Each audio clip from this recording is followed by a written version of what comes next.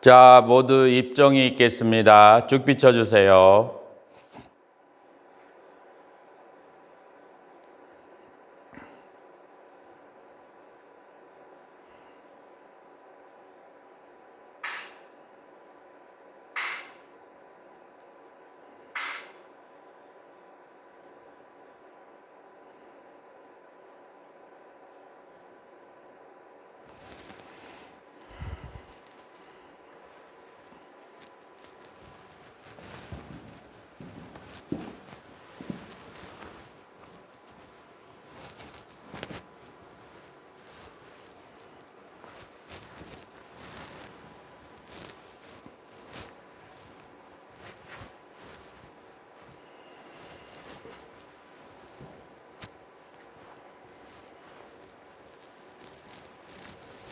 자, 적비.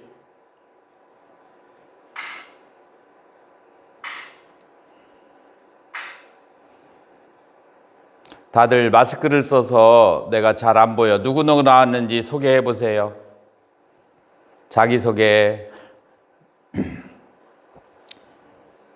우리 해장보살님은 보이고. 자, 그리고 무상주 보살님. 아, 저 뒤가 무상주 보살님이구나. 근데 지금 화면이 약해서 우리 해장 보살님 옆에가 누구예요?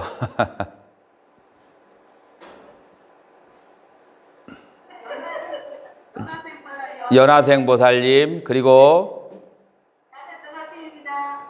등각신 보살님 반갑습니다.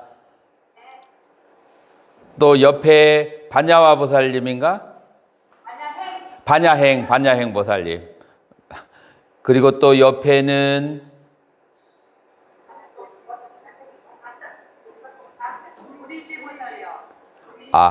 네.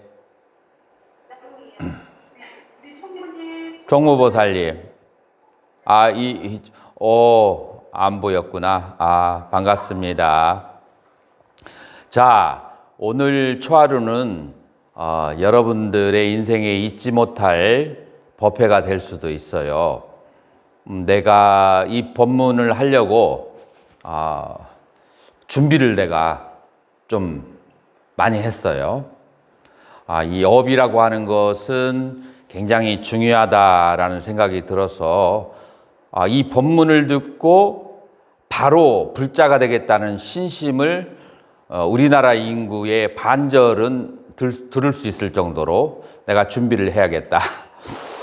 이 법문 한번 듣고 이런 마음가짐으로 이제 준비를 지금 하고 있어요. 자, 이 세상을 지금 어떤 사람은 남자로, 어떤 사람은 여자로, 어떤 사람은 자식이 말을 잘 듣고, 어떤 사람은 자식이 속을 삭이고, 또 어떤 사람은 용모가 아름답고, 어떤 사람은 용모가 불편하고, 또 어떤 사람은 사람들이 많이 따르고, 어떤 사람은 아주 고독하게 인생을 살고, 이런 여러 가지의 삶들이 있어요. 어떤 사람은 아프리카의 아주 이디오피아 같은 먹고 살기 어려운 곳에, 어떤 사람은 먹을 것이 넘쳐나는 세상에 살고, 이건 우리가 다 보는 거예요.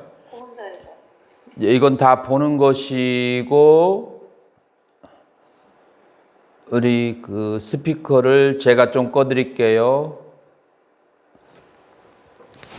자, 우리가 이렇게 다 볼 수가 있는 것이고, 그리고 또 이제 경전에 의하면은 지옥과 천상과 극락이 있다고 하는데, 도대체 이러한 세계를 가게 하는 것은 어떤 이유에서일까?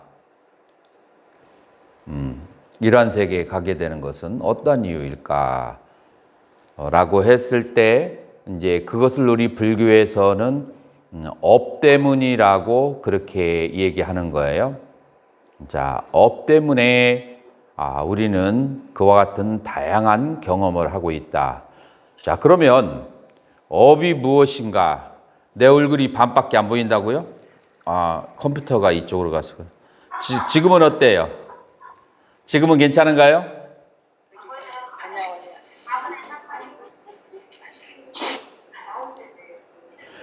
저기 박정숙 보살님, 정숙 보살님 좀 소거 좀 해주세요.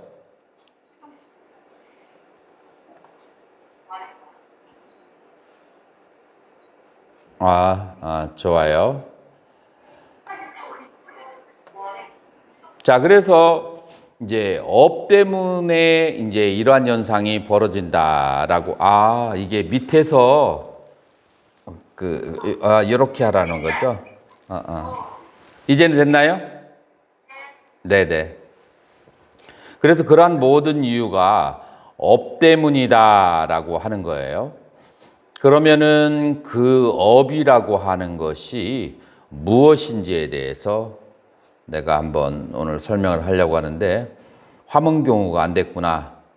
여러분들 화면 공유하면 그러면은 화면이 보여질까요? 여러분들, 제가 화면 공유를 한번 해보겠습니다.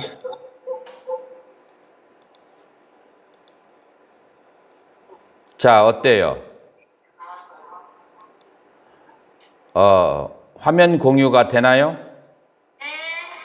네, 그게 다 보이시죠? 내가 노트 띄워놓은 거. 문수혜 보살님, 내가 노트 띄워놓은 거 보이시나요? 네, 보입니다. 네, 그래서 지금 이제 그러한 모든 어떠한 환경에 있든지 그것이 귀하거나 천하거나 그런 모든 환경에 있게 되는 원인들이 바로 업이라고 얘기하는 거예요. 자, 그래서 업이라고 하는 것은 이제 우리는 그 현대에서 법관들이 어떤 사람의 선하고 악한 행위를 죄를 주고 그다음에 복을 주고 하잖아요. 자, 그런데 사실은 법에서 나라에서 처벌을 할 이유가 없이 우리는 인생을 살다 보면은 우리는 그 업의 법칙에 의해서 선인선과 악인악과 착한 사람은 한 사람은 착한 일을 한 사람은 착한 일의 결과가 악한 일을 한 사람은 악한 일의 결과가 이제 받아지게 된다라고 그렇게 하는 거예요. 이제 그런 측면에서 봤을 때는 인간이라고 하는 것은 업 앞에서 모두 평등하다라고 그렇게 말할 수가 있어요. 자, 그러면 우리는 이런 질문이 생겨요.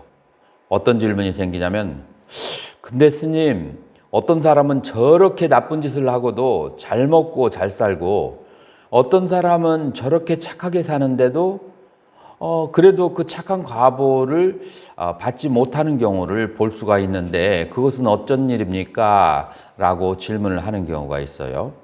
그 이유는 뭐냐면 업이라고 하는 것은 지금 현재만 짓는 것이 아니고 전생에 지은 것도 있고 전전생에 지은 것도 있고 그러한 업들이 순차적으로 받아지기 때문에 어떤 사람이 악한 행위를 해도 지금 잘 사는 것은 아직 전생에 좋은 행위를 한 것에 과보가 안 끝나서 그러는 거고, 어떤 사람이 지금 현재 선한 행위를 해도 선한 과보를 받지 못하는 것은 그것은 전전생에 그 악한 행위에 과보가 아직 안 끝나서 그런 것이다. 그래서 업이라고 하는 것은 지금 현재만 짓는 것이 아니고 과거와 과거생에 지은 것까지를 모두 다 합하여서 업이라고 한다. 여러분들이 이것을 염두에 두어야만 하는 거예요.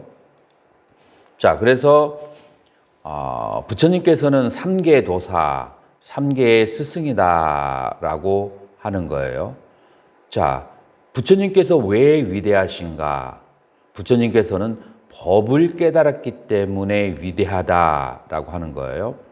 자, 그럼 부처님께서 어떤 법을 깨달았는가?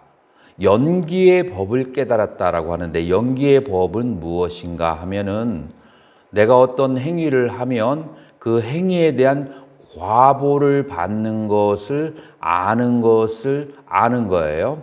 자, 우리는 그 저승사자경에서 어떤 내용이 있냐면 성막루에 서 있는 사람이 동서남북으로 왔다 갔다 하는 사람들을 다 쳐다볼 수 있듯이 천안통과 숙명통을 가진 성자들은 생명들이 선업을 짓고 선한 과보로 좋은 세상에 태어나고 악업을 짓고 악한 세계로 가는 것을 아주 분명하게 볼 수 있다라고 하는 거예요.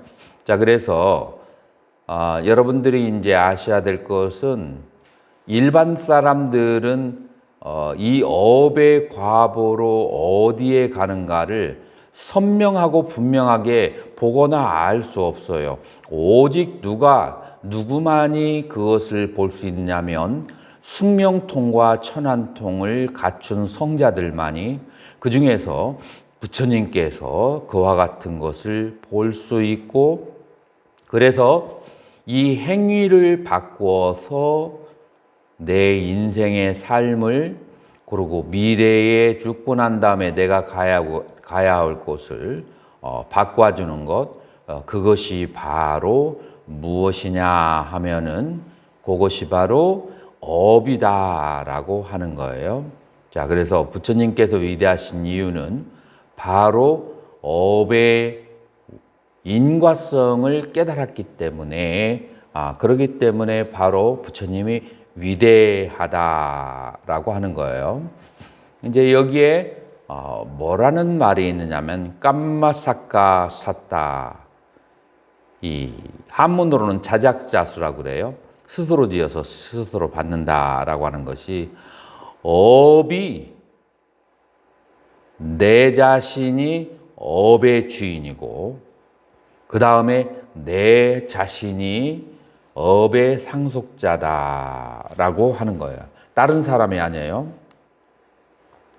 다른 사람이 아니고 나 자신이 업을 짓는 사람이고 그 다음에 나 자신이 그 업을 받는 상속자가 되는 거예요. 자, 이제 여기서 이제 재밌는 얘기가 있는데, 어떤 마지마니까야의 경전이 업 분석에 대한 경이라고 하는 그런 경전이 있어요. 이제 여기에서 수바라고 하는 바라문이 부처님을 찾아와요. 부처님을 찾아와서 이러한 질문을 해요. 이 세상에는 귀하고 천하고 그 다음에 가난하고 부한 사람들이 있는데 도대체 이와 같은 불평등은 무엇 때문에 발생하는 것입니까? 라고 그런 질문을 해요. 그리고 얼마 전에 저희 아버님께서, 훌륭하신 저희 아버님께서 돌아가셨는데 우리 아버님은 분명히 천상에 가 있겠죠? 라고 했어요. 그런데 이 수바라는 사람이 뭐 강아지를 한 마리를 극진하게 그렇게 데리고 다니면서 이 강아지를 위한 방이 따로 있고 강아지에게 침대를 그렇게 놓아주고 침대 위에서 밥을 먹게 해주는 것을 보고 사람들이 굉장히 말이 많았어요. 어떻게 강아지에게 이렇게 극진한 대접을 하는가 라고. 그래서 부처님께서 강아지를 자세히 보더니 뭐라고 말씀하시냐면 이 강아지가 너희 아버지의 환생이다 라고 하니까 이 수바라는 그 바라문이 성질을 있는 대로 다 냈어요. 왜냐하면 자기 아버지는 분명히 천상 중에 최고의 곳에 태어났을 것이라고 믿고 있는데 강아지가 바로 자기 아버지의 환생이라고 하니까 화가 굉장히 많이 난 거예요. 자, 그 말을 하니까 그 개가 있는 대로 사납게 부처님을 향해서 짖은 거예요. 그러니까 부처님께서 뭐라고 말씀하셨냐면은 네가 전에 살아있을 때 내가 집 앞을 지나가고 구걸을 하고 탁발을 해도 한 톨의 밥도 주지 않고 선업을 행하지 않다가 이제 와서 네가 이 깨달은 자 부처를 보고 짖기까지 하니 너는 그 업으로 이제 다시 죽으면 지옥에 태어날 것이다 라고 얘기하니까 그 강아지가 이 부처님이 보통 사람이 아니라는 것을 알게 됐어요. 어떻게 알게 됐죠? 자기가 전생이 또대라고 하는 수바의 아버지라는 것을 이 부처님은 딱 보고 아는 것이고, 그 다음에 자기가 마음속에 부처님의 존중하는 마음이 없어서 탁발을 할 때도 쌀 한 톨 주지 않은 것까지도 다 기억하고 있는 것을 보고 이 사람이 보통 사람이 아니다 라는 그런 이제 믿음이 생기자마자 갑자기 꼬리를 떡 떨어뜨렸어요. 그러니까 이 옆에 있던 바라문 수바라는 사람은 더 화가 난 거예요. 이 강아지를 자기 아버지로 기정사실화 하니까 더 화가 났어요. 자, 그래서 이제 부처님은 이 수바라는 사람에게 내가 확신을 줘야겠구나라고 생각을 했어요. 자, 그래서 어떻게 했느냐면은 강아지를 불렀어요. 강아지를 이리 와봐라. 안 오죠. 그래서 장자에게 전생에 수바라는 사람이 수바라는 사람이 좋아하던 꽃감 비슷한 인도의 그 감이 있어요. 그 꽃감 비슷하게 생긴 건데 찌꾸라고 해요. 아마 말레이시아에는 찌꾸 있을 거예요. 그 찌꾸라고 하는 그거를 가져다가 앞에 놓으라고 하니까 강아지가 미친 듯이 와서 그거를 먹으려고 하니까 부처님께서 못 먹게 했어요. 그 찌꾸를 딱 들어서 손에 들고, 그리고 어떻게 했느냐면 네가 만약에 너의 재산을 숨겨놓은 그거를 찾아내면 내가 이 찌꾸를 주겠다라고 했어요. 이제 그러니까 강아지가 열심히 어디로 뛰어가요. 그래서 부처님과 수바가 쫓아갔어요. 그래서 강아지가 창고에 들어가서 창고의 바닥을 계속 파는 거예요.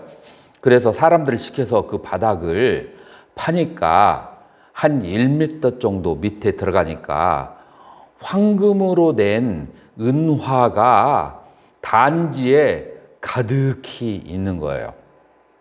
자, 이 정도 되면 여러분들이라면은 부처님께서 이 강아지가 수바의 아버지라고 얘기하는 것을 믿겠어요, 안 믿겠어요?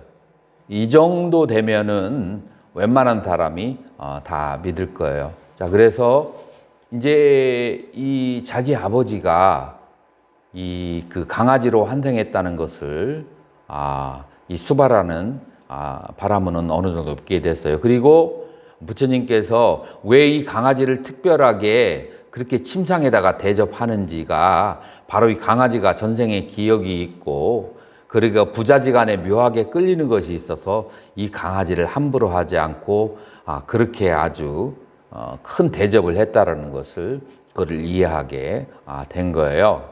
자, 이것을 통해서 우리가 알 수 있는 것은 무엇이냐면, 그것은 무엇인가 하면 바로 내가 강아지로 태어나든지 천상으로 태어나든지 남자나 여자나 아니면은 어떤 상태로 태어나든지가 모든 것이 내가 행한 업의 결과다라고 하는 것을 우리는 알 수가 있어요. 이 수바가 이제 이 믿음을 가지고 부처님께서는 이런 것을 좀 아실 수가 있는구나 라는 믿음을 가지고 질문을 하게 됐어요.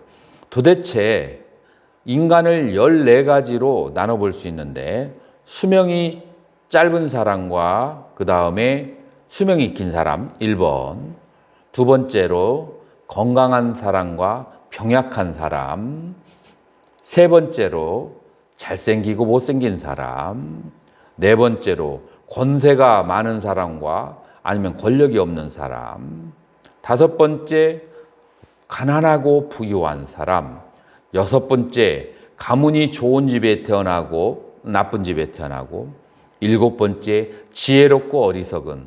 자, 그래서 7가지 주제가 있어요. 이 수바라는 사람은 7가지로 본 것 같아요, 인간을. 그 7가지의 유무에 따라서 14가지가 있는데 이 14가지로 나누어지게 되는 그런 이유가 무엇입니까? 라고 질문을 했어요. 자, 그래서 첫 번째, 수명이 짧고 길은 이유가 무엇인가? 라고 얘기했을 때 부처님께서는 뭐라고 대답하셨냐면은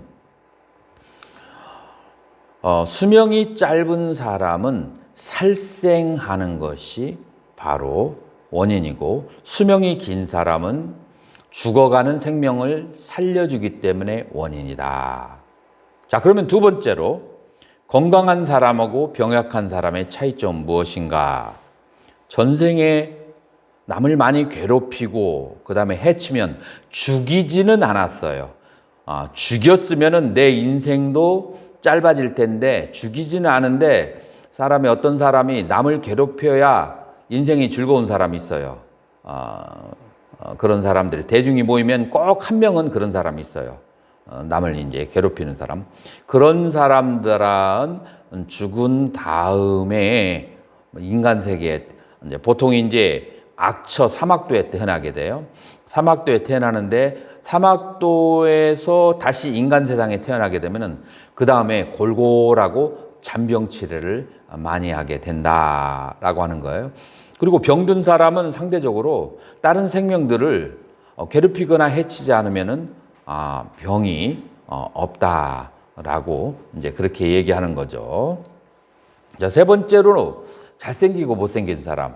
이건 상당히 주관적이기는 하지만 이제 불교에서는 30 이상호에 가까운 것을 많이 갖추고 있으면 잘생겼다고 하고 30 이상호가 없으면 못생겼다, 그런 식으로 얘기하죠. 어떤 식으로 얘기하냐면 성미가 급하고 화를 자주 내고 화를 심하게 내면 그런 사람들은 인간 세계에 태어났을 때 못생긴 모습으로 태어나게 된다. 이제 잘생긴 사람은 반대로 화를 자주 내지 않고 그리고 성미가 급하지 않고 차분한 사람들, 그런 사람들은 또 잘생겨진다라고 하는 거예요.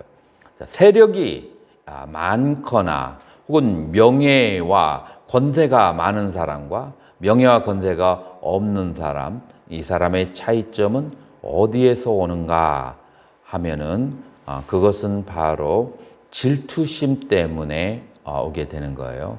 질투심이 많은 사람들은 자기보다 잘난 사람이 있는 꼴을 보지 못해요. 그런 것을 인정하지 못하거든요. 자, 그러니까 내 옆에 나보다 뛰어난 사람은 근처에 없어요. 그렇기 때문에 이 사람은 큰 일을 하지 못해요. 근데 이제 이 힘이 있고 세력이 있고 권세가 있는 사람은 어떤 사람이냐면은 내 옆에 나보다 힘이 있고 세력이 있고 지혜가 있는 사람이 나를 도와주는 사람들이에요. 자, 이런 사람들이 도와주려면 이런 사람들에게 질투심을 유발시켜서는 안 돼요. 질투심을. 그냥 잘하는 것을 아주 좋게 그렇게 보아주고 질투심을 가지지 않는 사람들.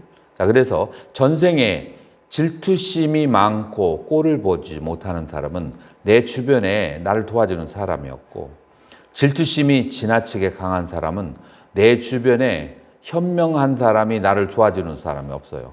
내 주변에 가까이 있는 사람은 어떤 사람이에요?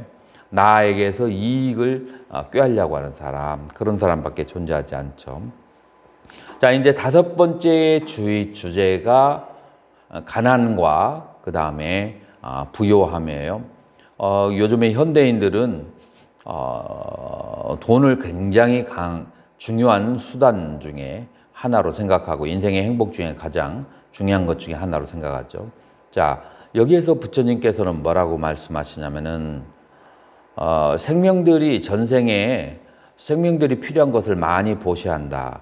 많이 보시한다는 것은 꼭 돈만을 말하는 게 아니고, 예를 들어서 음식으로 보시하거나, 그 다음에 몸이 아픈 사람에게 약을 그렇게 그 보시를 하고, 그 다음에 어디를 가려고 할 때 차라도 이렇게 태워주고, 그 다음에 이제 여행하는 사람에게 거주처 등을 보시하고, 이런 다양한 서비스를 그렇게 행한 그런 사람들은 이 생에 태어날 때 부유한 집에 그렇게 태어나게 돼서 날 때부터 금수저가 된다라고 하는 거예요. 자, 그렇다고 해서 날 때부터 금수저가 됐다고 해서 이게 아무렇게나 그냥 막 살아도 이 부요함이 유지된다는 것은 아니에요. 그래서 내가 태어날 때 가난함과 부함을 여러분들 마음속으로 아시잖아요. 내가 태어날 때 가난한 집에 옆에 사람에게 말할 필요는 없어요. 말할 필요는 없지만 내가 태어날 때 가난한 집에 태어났는지 부유한 집에 태어났는지 알잖아요. 그것으로 여러분들은 역추적을 해서 무엇을 알 수 있는가 하면은 내가 전생에 어떻게 살았구나라고 하는 것을 여러분들이 알아야만 돼요. 전생에 만약에 그렇게 인색하게 살았다고 해서 절망할 필요는 없어요. 이것을 알았으니까 지금 금생에 지금이라도 그렇게 이제 많이 보시하면서 살면 되는 거예요. 자, 그래서 이제 내가 생각이 나니까 지금 얘기를 해줘야겠어요. 뭐냐면은 어떤 사람이 인생에 굉장히 좋지 않은 그렇게 남에게 선행을 많이 베풀지 않고 인색하게 산 사람이 있어요. 자, 인색하게 산 사람이 그 사람이 뭐가 됐느냐? 그 사람이 부처님의 가르침을 듣고 삼귀를 했어요. 자, 삼귀를 했으면 자, 문수의 보살님 한번 대답해 보세요. 삼귀를 했으면 이 사람 죽고 나서 어디에 태어나게 될까요? 사막도에 태어날까요? 아니면 천상이나 인간에 태어날까요? 천상이나 태어나겠죠. 뭐 한다고요? 천상이나 인간으로 태어난다. 그거 조금 뭐라고 할까 불합리한 거 아닌가요? 아니 인생을 막 굉장히 올바르지 않게 살았는데 다만 불법승 삼보의 기일을 했다고 해서 천상에 태어나는 거 너무 뭐라고 할까 불교 유지적 아닌가요?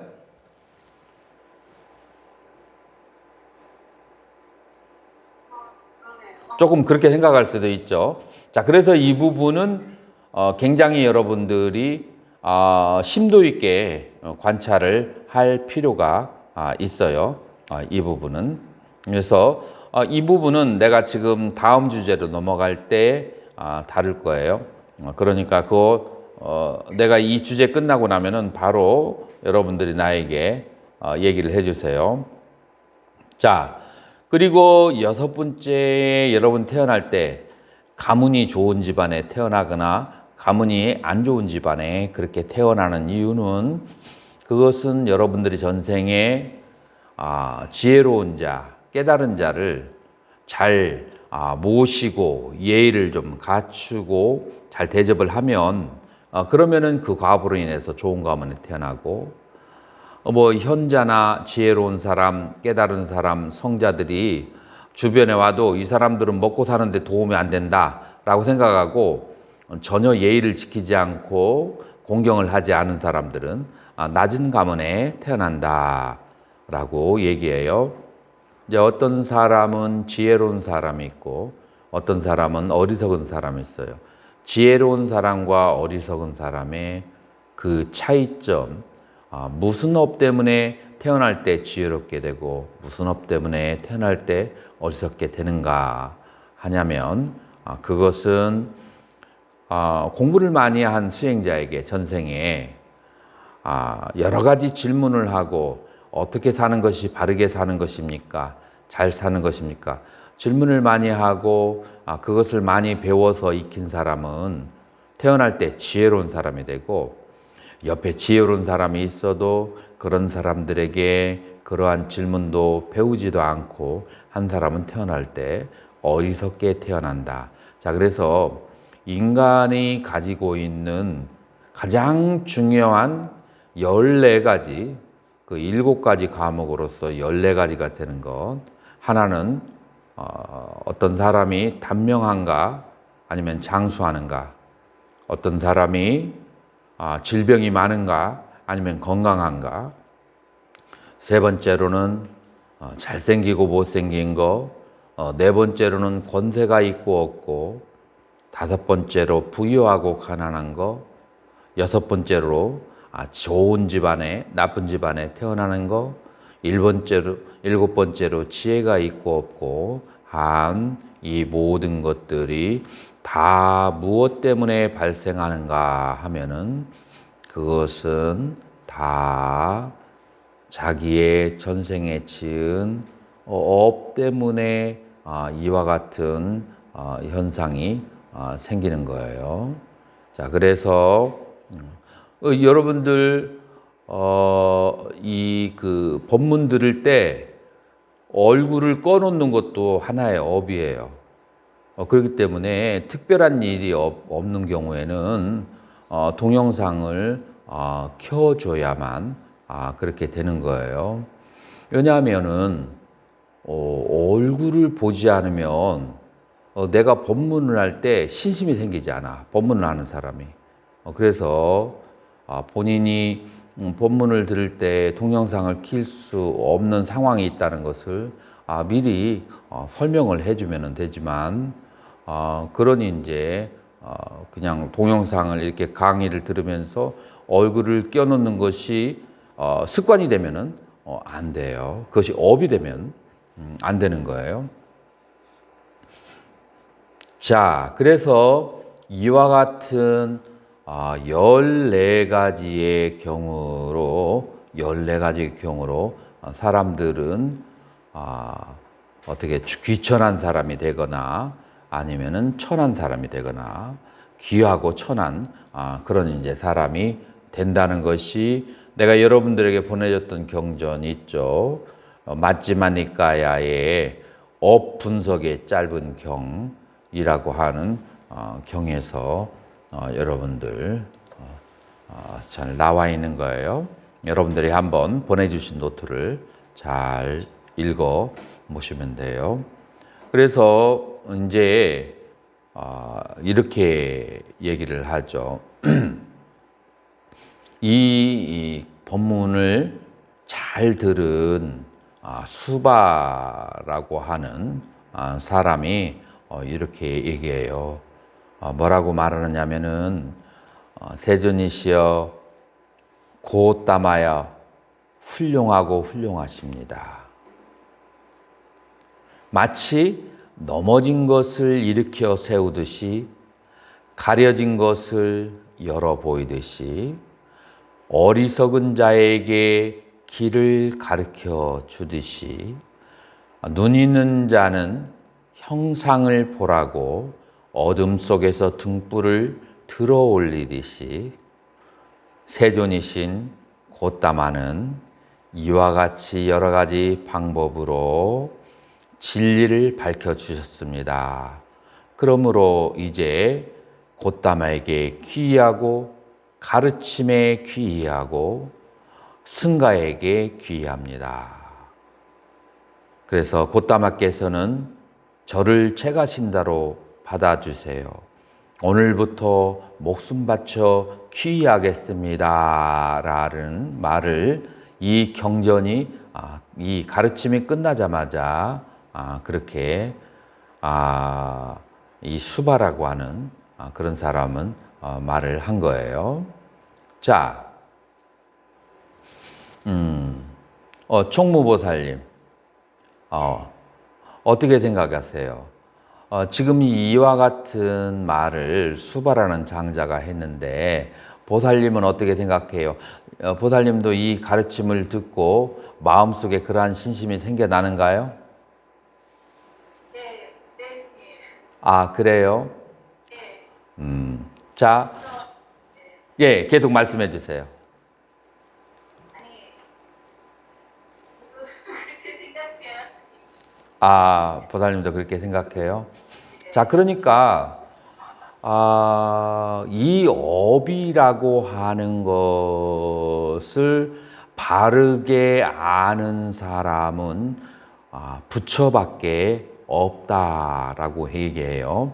지금 내가 여러분들에게 올려주신 노트를 보면은 업에 대한 그 설명이 굉장히 많은 거예요. 업에 대한 여러 가지의 경우의 수가 많아요. 어떻게 업에 대한 경우의 수가 많으냐면은 자, 금생에 내가 악업을 지었어요.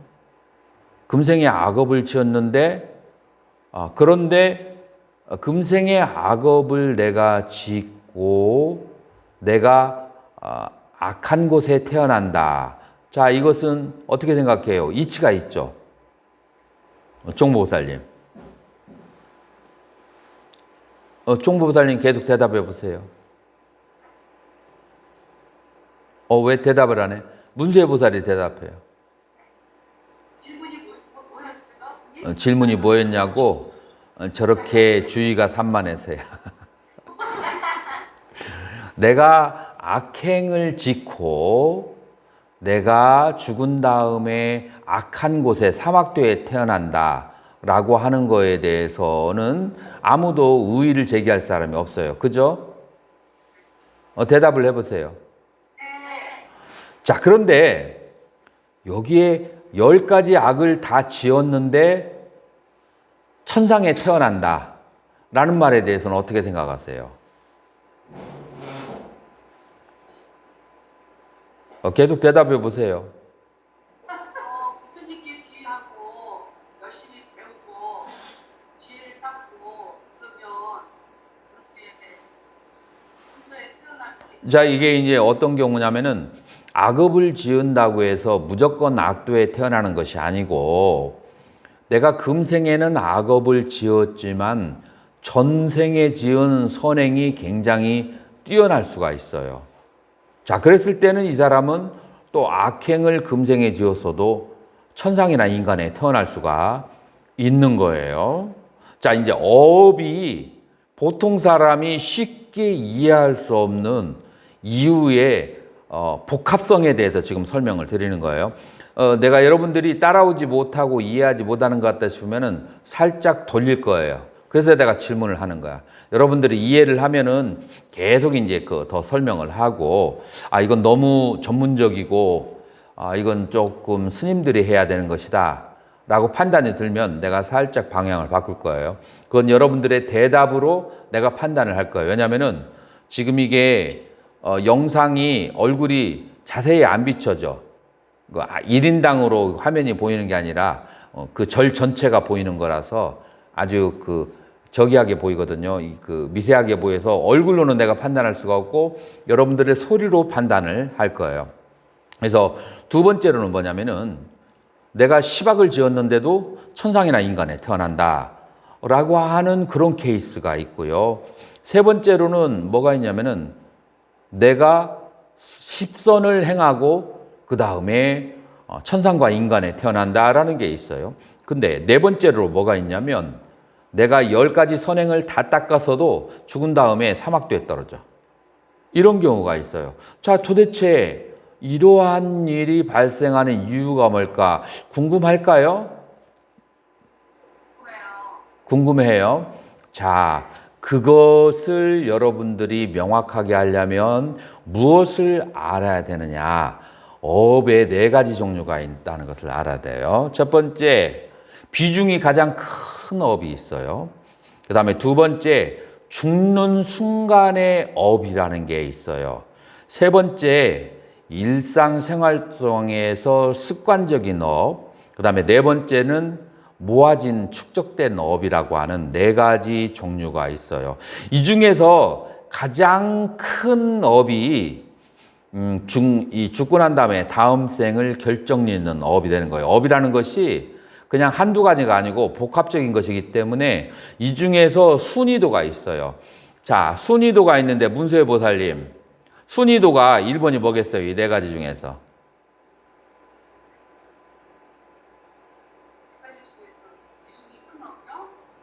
그래. 1번 비중이 큰 업이 순위도 1번이에요. 자, 비중이 큰 업이 만약에 없으면 그 다음에 두 번째 순위가 뭐겠어요? 대각성 보살님. 두 번째 순위.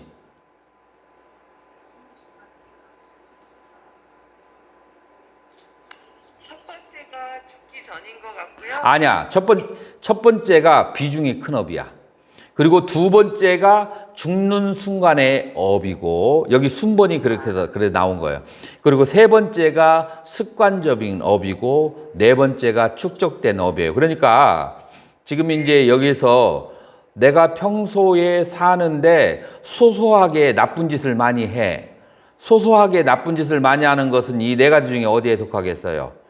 습관적인 업 세 번째예요. 그래서 습관적인 업이 있다 할지라도 1번과 2번이 강한 것이 있으면 습관적인 업은 다음으로 밀리게 되는 거예요. 자, 그러면 어떤 것이 비중이 가장 큰 업인지 한번 알아볼까요? 아니면 다음 시간에 할까요? 문세보살님. 왜 빨리 대답이 없어? 지금 알아보고 싶습니다. 예, 그러면 조금 더 할게요. 자, 가장 비중이 큰 업이라고 하는 것이 무엇이냐면 그것은 선업과 악업으로 나눠지는데 선업에서 비중이 큰 업은 선정이에요. 여러분들이 연불산매에 들거나 아니면은 이파사나를 하거나 하두선을 하거나 해서 초선 이상의 산매에 들게 되면 죽은 다음에 어디로 태어나겠어요? 초선천에, 새끼 초선천에 태어나게 돼요. 그래서 이 비중이 큰 업은 선정이고요. 그 다음에 비중이 큰 악업은 무엇이냐면은 오역죄예요.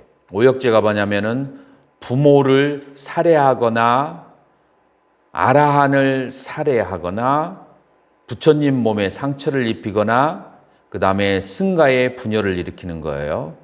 자, 그래서 여러분들은 부처님의 몸에 상처를 입히거나 뭐 승가의 분열을 아라한을 살해하거나 그럴 일은 거의 없으니까 가장 중요한 것은 제가인으로서 부모를 살해하거나 아니면은 부모에게 상처를 씻을 수 없는 상처를 입히는 거죠.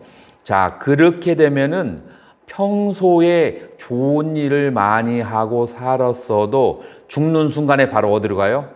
사막도에 떨어지게 되는 거예요. 그래서 이 가루까깜마 비중이 큰 업이라고 하는 것은 일상생활에서 지은 업보다도 더 강한 업이라서 순번으로 죽은 다음에 요게 1번이 되는 거예요.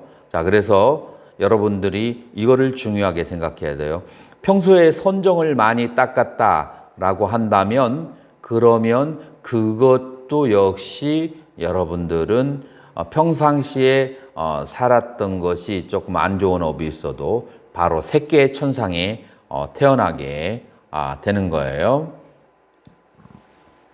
자, 그러면은 두 번째 그런 오역죄나 선정을 닦은 일이 없다라고 하면은 두 번째 여러분들이 사막도나 산선도에 들어가게 하는 원인은 죽을 때의 심리적인 상태, 죽을 때 생각하는 것, 그것을 따라서 이제 가는 거예요. 그런데 보통 죽을 때에 어떤 생각을 한다라고 했을 때 평상시에 자주 생각했던 것들이 죽을 때의 생각이 그렇게 많이 떠오르게 되는 거예요.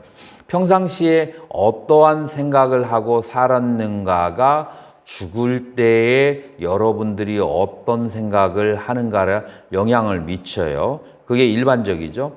자, 그런데 예외의 경우가 있어요. 어떤 예외의 경우가 있느냐면은 여러분들이 바로 그 어떤 종교, 부처님이나 어떤 스님에 의해서 죽음의 순간에 강하게 불법승 삼보에 대해서 생각을 하거나 아니면은 연부를 죽음의 순간에 한다거나 이런 죽음의 순간에 특별히 그러한 그 행위를 하게 되면은 그건 일반적으로 자기 힘으로는 안 되죠. 누군가가 그와 같이 하도록 도와줘야 되죠. 가족이 도와주거나 아니면은 도력이 높은 사람이 도와주거나 그 죽음의 임종의 순간에 그런 생각이 들 수 있도록 어떤 그 조건을 갖추게 해준다면은 그러면은 지금까지 살아왔던 어떤 업보다도 이 죽음의 순간의 업이 바로 가장 큰 작용을 하게 되는 거예요. 그래서 여러분들 우리 불교에서 시달림이라는 게 있어요. 뭐냐면은 죽음의 그 순간 전에 하루나 이틀 전에 스님을 불러다 놓고 법문을 하고 그 다음에 독경을 하게 하는 것이 있어요. 이게 내가 출가했을 때 30 몇 년 전에는 그게 일반적이었거든요. 근데 요즘에는 그게 생략이 되어서 나는 요즘에 그런 그 요청받아 본 적이 없어요.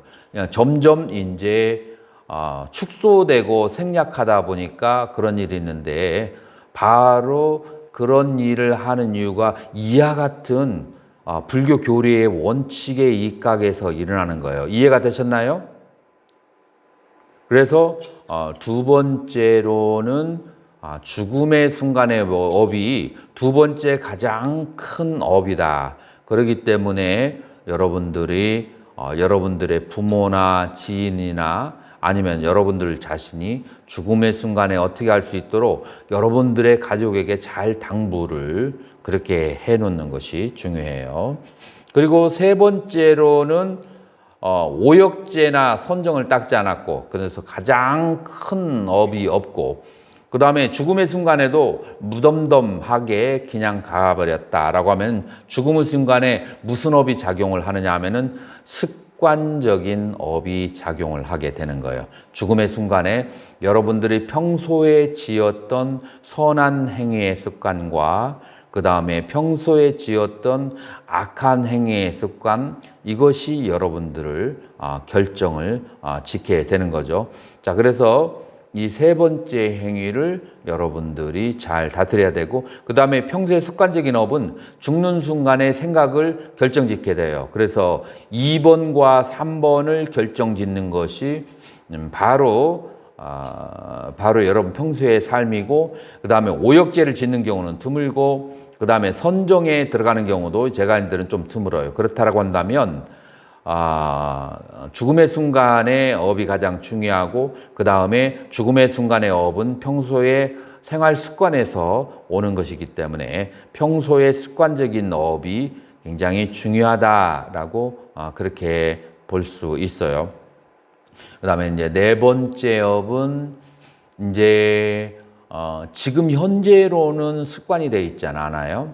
지금 현재는 습관이 되어 있지 않지만 과거 전전생에 지었던 업들이 아주 수면 아래에 남아있는 업이 있어요. 그거를 축적된 업이라고 하거든요. 그래서 이 세 가지의 업의 특징이 없으면 네 번째 전전생에 지었던 업들이 나와서 그 사람의 다음 생을 일으키게 한다. 자, 그래서 여러분들 오늘은 업에 대해서 공부를 해봤어요. 업에 대해서 공부를 했는데 그 업이라고 하는 것은 무엇이냐? 업은 이 세상을 만든 창조주다 라고 그렇게 하는 거예요. 그러면은 업이라고 하는 것은 무엇인가? 여러분들이 살면서 지은 행위예요. 자, 그런 행위는 뭐가 있는가? 신구의 삼업이 있어요. 몸과 입으로 한 행위가 있고 마음으로 생각하는 그런 행위가 있어요. 자, 몸과 입과 마음으로 짓는 행위 그런 것에 의해서 우리는 어떤 일이 발생하는가? 바로 지금 나의 현실, 내가 당면하고 있는 상황을 경험하게 된다. 자, 그런데 이런 업의 복잡하고 미세한 것을 아는 분이 누구인가? 오직 부처님밖에 없다. 부처님의 숙명통과 천안통으로 이것을 알 수가 있는데 어떻게 알 수가 있느냐면은 성 위에 올라가서 동서남북으로 지나가는 사람들을 다 보는 것처럼 어떤 사람은 선행을 하고 좋은 곳에 태어나고 어떤 사람은 악행을 하고 나쁜 곳에 태어나는 것을 바로 알 수 있는 것이 바로 부처님이다. 자, 그래서 우리는 어떤 일이 발생하는가? 우리는 그 부처님의 귀하고 부처님의 가르침을 따라서 살려고 하는 것이에요. 자, 그런데 여기에서 업의 분류를 14가지로 했어요. 어떻게 했느냐면은 수명이 짧고 길은 이유가 무엇이고, 건강하고 그 다음에 병약한 사람의 이유가 무엇이고, 잘생기고 못생기게 태어나는 이유가, 그 다음에 여러분들이 세력이 강하고 세력이 없는 이유가 무엇인지, 부유하고 가난한 이유가 무엇이고, 좋은 집안에, 그 다음에 나쁜 집안에 태어나는 이유, 지혜가 있고 없고 한 이유가 전생의 모든 행위에 의해서 결정이 된다는 것을 부처님께서는 알고 그렇게 설명을 그렇게 했는데, 그러한 행위를 했다 할지라도 금생에 좋은 행위를 해도 다음 생에 나쁜 곳으로 태어나거나, 금생에 나쁜 행위를 해도 다음 생에 좋은 곳에 태어나는 경우가 있다. 그것은 업의 복합성 때문에 그런데, 그것은 우선적인 과보에 따르는데, 비중이 큰 업, 죽는 순간의 업, 습관적인 업, 축정되어 업이라고 하는 4가지를 따라서 이제 그렇게 발생하는데, 비중이 큰 업은 이제 오역제, 그 다음에 선행으로서는 선정으로 그렇게 볼 수가 있고, 그 다음에 죽는 순간의 업은 죽는 순간에 불법성 삼보에 대해서 귀의하거나 깊이 사유하는 것을 말하는 것인데, 그러한 것은 무엇에 의해서 발생하는가? 평상시에 습관지어진 업에 의해서 발생하는 것이고, 축적된 업이라고 하는 것은 전전생에 쌓아진 업들을 만드는 것이다 라고 그렇게 하는 거예요. 그래서 이러한 그 업을 가르쳐 주신, 이러한 업을 가르쳐 주신 부처님을 이제 생각하면서 이 사람은 눈물을 흘린 것이에요. 이렇게 어떤 사람이 어떻게 태어나고 죽고 어디에 태어나는가를, 이것을 마치 내 창고에 여기는 콩이 있고 여기는 팥이 있고 여기는 쌀이 있다는 것을 아는 것처럼 자세하고 상세하게 얘기해 줄 수 있는 이런 부처님에게 정말로 귀의합니다. 이런 그 법에 내가 천상에 태어나고 지옥에 태어나고 평화롭고 행복하고 그렇게 살게 해주는 부처님의 법에 귀의하고, 이런 법을 영리하게 따라가는 스님들에게 귀의합니다라고 하는 불법승 삼보에 대한 귀의하는 마음을 내서, 그래서 제가승자로 태어났다는 거예요. 그리고 이게 진심으로 이렇게 불법승 삼보에 귀의하게 되면은 반드시 부처님은 뭐라고 하시냐? 죽은 후에 인간과 천생에 태어난다라고 얘기하는데, 그렇게 본다면 이 삼보에 귀의하는 것은 가루가 담마, 가장 비중이 큰 업에 속하는 것이라고 볼 수가 있어요. 그래서 오늘 이 시간, 오늘 초하루의 법문을 통해서 여러분들은 본래에도 삼귀를 하고 있지만 더욱더 깊은 마음으로 삼귀를 하고, 더욱 이해된 마음으로, 더 신심 있는 마음으로 삼귀를 하도록 하고, 자, 다음 초하루에는 업에 작용하는 다른 부분에 대해서 연이어서 공부하도록 하겠습니다. 질문 있으면 질문 받겠습니다.